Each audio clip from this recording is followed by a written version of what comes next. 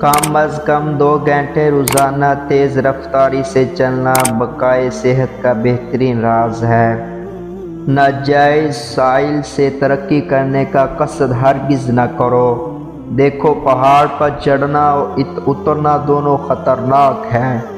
انسان کا لباس اور سوسائٹی اس کے اخلاق اور چال چلن کا پہلا سرٹیفکیٹ ہے۔ لذیذ کھانوں کے ساتھ بدہضمی، عیاشی کے ساتھ کمزوری اور کاہلی کے ساتھ مفصلی لازم و مظلم ہے۔ جو شخص گھر میں اپنے اہل و عیال کے ساتھ اچھا ہے وہ حقیقت میں اچھا ہے۔ ہر شخص آنکھیں اور کان تو ضرور رکھتا ہے، مگر بہت تھوڑے ایسے ہیں جن کی قوت فیصلہ بھی درست ہوتی ہے۔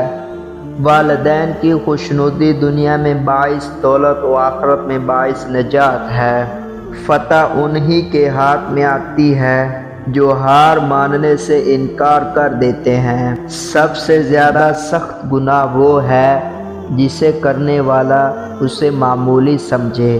جب عقل کامل ہو جائے تو کلام ہو جاتا ہے، اور جب کلام کم ہو جائے تو انسان صحیح بات کہنا شروع کر دیتا ہے۔ جہالت لڑکوں کے دل میں سے وابستہ ہے، مگر تربیت کی چھڑی اس میں سے اسے دور کر دے گی۔